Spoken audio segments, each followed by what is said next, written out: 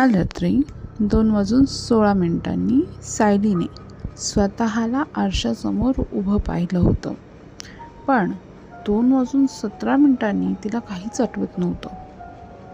पण एवढ्यात एक विचित्र गोष्ट होती. तिच्या फोनमध्ये त्या 1 मिनिटाचा व्हिडिओ रेकॉर्ड झाला होता आणि त्या व्हिडिओमध्ये ती काहीतरी करत होती, पण ती करत होती ना ते तिलाच आठवत नव्हतं. सायली गेल्या काही दिवसापासून रात्री उशिरापर्यंत काम करत होती. त्या रात्रीही ती बेडरूममध्ये बसून फोन पाहत होती आणि त्यावेळी घड्याळात वेळ होती 2:16 पहाटेची. तिने फोन बाजूला ठेवला, आरशासमोर जाऊन पाणी प्यायली आणि मग तिला अचानक खूप झोप येऊ लागली. तिने फक्त डोळे बंद केले, काही सेकंदांनी उघडले. आता घड्याळात 2:17 झाले होते. सायलीला वाटलं मी फक्त काही सेकंद डोळे मिटले असते. पण दुसऱ्या दिवशी सकाळी तिच्या फोनमध्ये 1 मिनिट व्हिडिओ रेकॉर्डिंग सापडली. रेकॉर्डिंग सुरू झाली होती 2:16 सकाळचे आणि ती व्हिडिओ रेकॉर्डिंग संपली 2:17 म्हणजे जवळजवळ पूर्ण 1 मिनिट.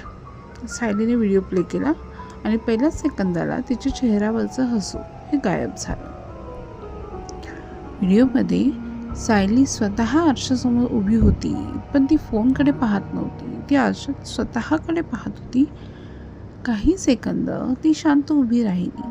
मग तिने स्वतः हात आरशावर ठेवला आणि हळू आवाजात काहीतरी बोलली.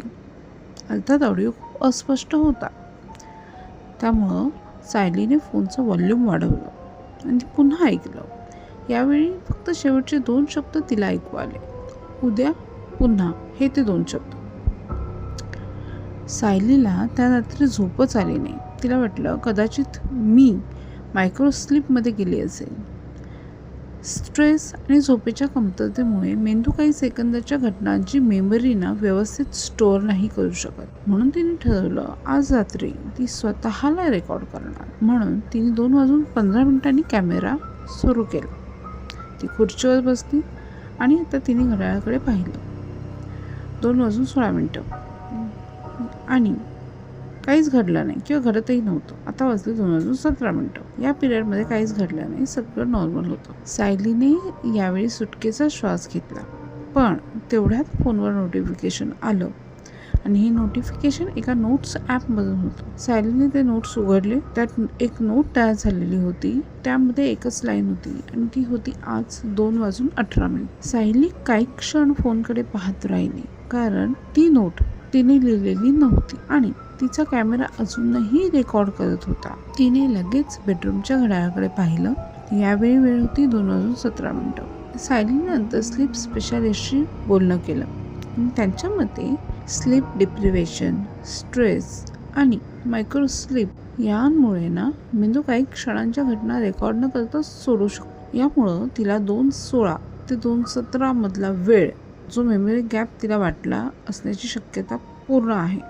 ठीक आहे, म्हणजे तिने व्हिडिओमध्ये जे केलं ते कदाचित तिनेच केलं होतं, फक्त तिला त्याची आठवण नव्हती. पण एक प्रश्न अजूनही राहतो, 2:17 वाजता तयार झालेली ती नोट सायलीने लिहिलेली असेल तर तिने त्यात आज 2:18 असं आधीच का लिहिलं होतं? तुम्हाला तुमच्या स्वतःच्या मेमरीवर जर विश्वास नसेल तर 1 मिनिटात खरंच काय घडलं हे तुम्ही कसं ठरवाल? नक्की कमेंटमध्ये मेन्शन करा आणि हो, काळजी घ्या.